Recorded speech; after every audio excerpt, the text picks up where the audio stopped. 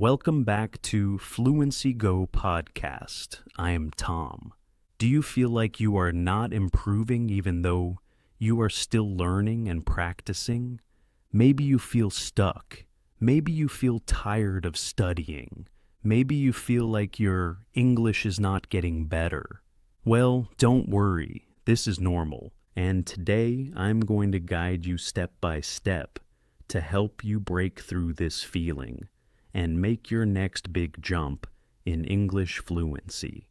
Are you ready? Let's begin. So, imagine you are climbing a beautiful mountain. At the beginning of your climb, you move quickly.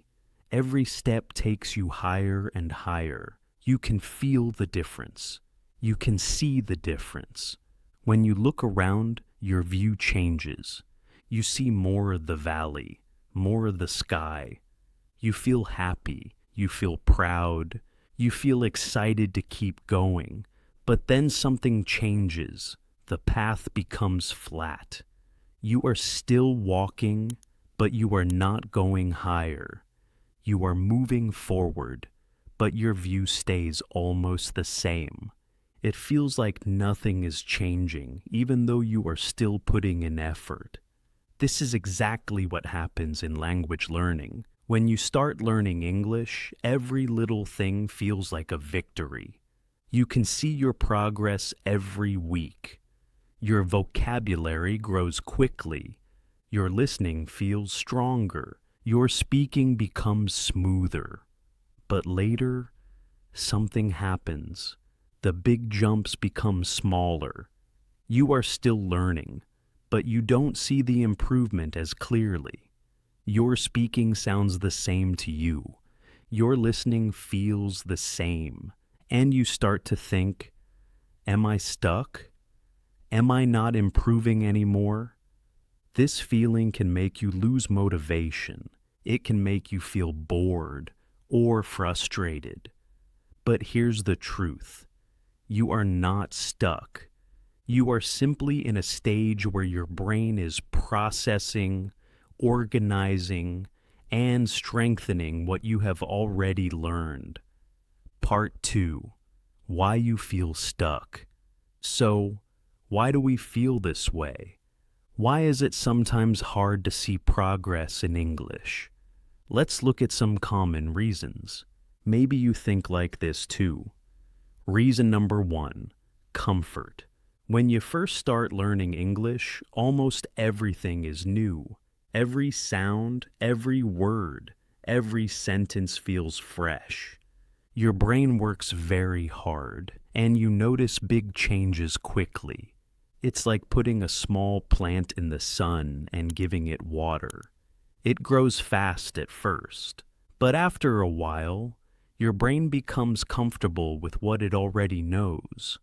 You can understand your usual lessons. You can talk about your daily life.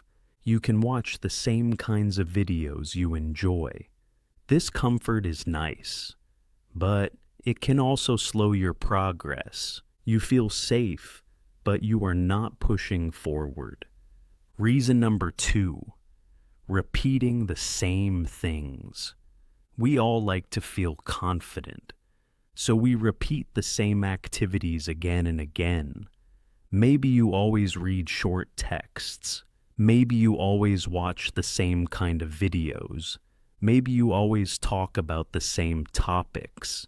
But if you don't try something a little more difficult, your English stays at the same level. It's like going to the gym and always lifting the same weight.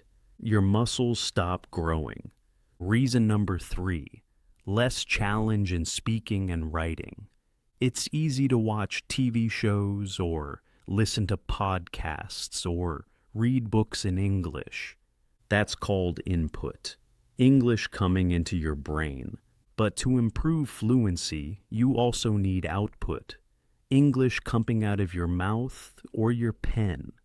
If you don't practice speaking and writing enough, your active English will improve very slowly. You might understand a lot, but when it's time to speak, the words don't come out. That's why you must practice speaking. Talk to yourself. Do shadowing. Try small conversations. Reason number 4, invisible progress. Sometimes you are improving, but the changes are too small to notice. Your pronunciation gets a little better, your grammar becomes a little more correct. You understand more words without thinking. But because the changes are small, you don't feel them. It's like when a child grows. If you see them every day, you don't notice. But if you meet them after 6 months, suddenly you see how tall they are. So remember, my friends, feeling stuck happens for many reasons: comfort, habit, less challenge, or invisible progress. But here's the important point. Feeling stuck is not the end. It's just a signal that it's time to try something new. Part 3, 4 practical steps. So, the big question is, how do we move forward? How do we start climbing again? Let me give you 4 practical steps. Step number 1, push your output. Output means the English you produce, the English you speak or write. To improve quickly, you need to talk and write about new things. If you always talk about your daily routine, try something new. Explain a new story. Teach someone a new word you learned. At first, it feels uncomfortable. You don't know the words. You make mistakes. But that's good. Mistakes show your brain is learning something new. Step number 2, track your progress. When you are in the stuck stage, progress is small and easy to miss. So you must record it to see it. Every week, record yourself, speaking for 1 to 2 minutes about anything. Save your recordings. After 1 month, listen to the old ones. You will hear your progress. You will hear your pronunciation, your speed, and your confidence. Step number 3, learn in short, focused bursts. Big study sessions are not always better. Instead of 2 hours once a week, try 15 to 20 minutes every single day. In each short session, focus on just one thing, one grammar point, one short listening exercise, one new group of words. Short, focused learning helps your brain remember more.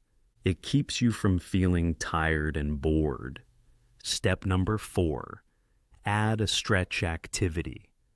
A stretch activity is something just a little harder than your current level. Not too easy, not too hard. Just enough to make you think.